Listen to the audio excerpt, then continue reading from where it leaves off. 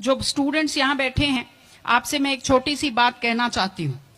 आपने एपीजे अब्दुल कलाम साहब का नाम सुना है ना सबने? हाँ, कलाम साहब ने एक बात कही थी कि in the very old times the world was driven by the muscle power, after that it was driven by money power, and now it is being driven by the power of knowledge.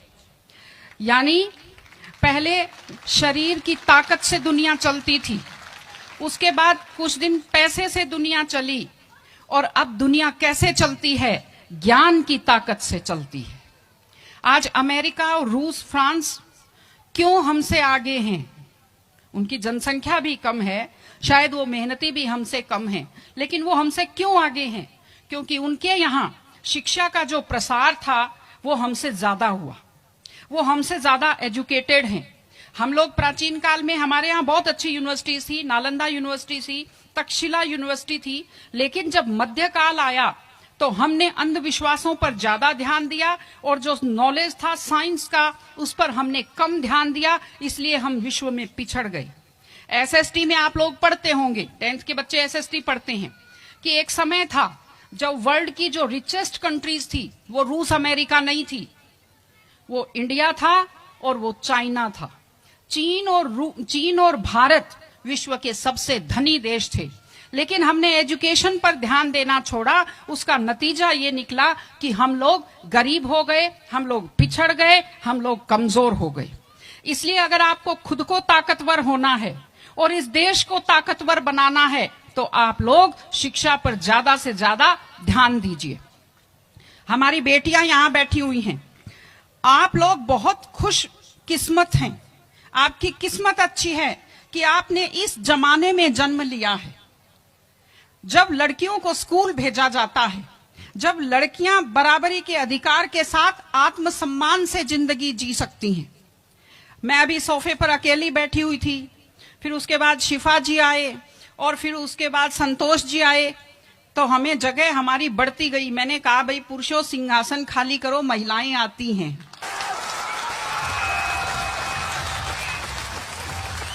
तो आप लोग बहुत खुशकिस्मत हैं। आपकी दादी नानी कितना मेहनत करती थी, सांस नहीं ले पाती थी खुलकर, घूंघट से चेहरा ढककर रखना पड़ता था, जोर से बोल नहीं पाती थी, कानाफूसी में बात करती थी, और आप कितने सम्मान के साथ अपना बैग लेकर के पूरे विश्वास से आप स्कूल आते हो। बहुत खुशकिस्मती की आपके लिए बात है, आपको इसका फायदा उठाना चाहिए। आपको कोशिश करनी चाहिए कि आप एक मजबूत नारी बने।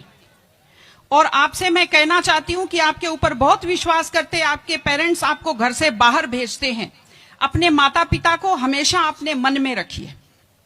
दूसरी चीज आप बच्चों से जो कहना चाहती हूँ, आजकल क्या है, पहले तो घर में बहुत सारे बच्चे होते थे, संयुक्त परिवार होता था, चलते ही कोई सिर में थप्पड़ मार देता था, बच्चों को बुरा नहीं लगता था, टीचर्स की मार खाते रहते थे, हंसते रहते थे।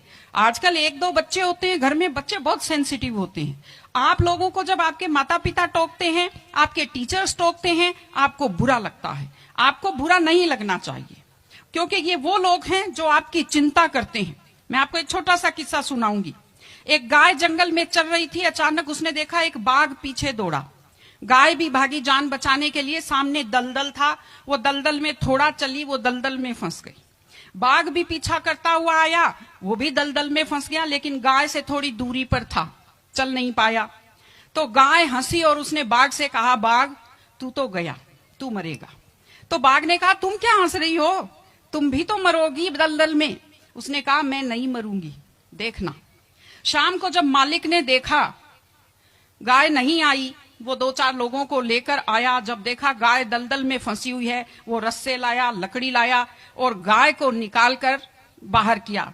तो गाय ने बाघ को कहा, बाघ तुझे कोई नहीं निकालेगा, मैंने कहा था ना, जिसको संभालने वाले होते हैं वो दलदल में फंसकर नहीं मरता।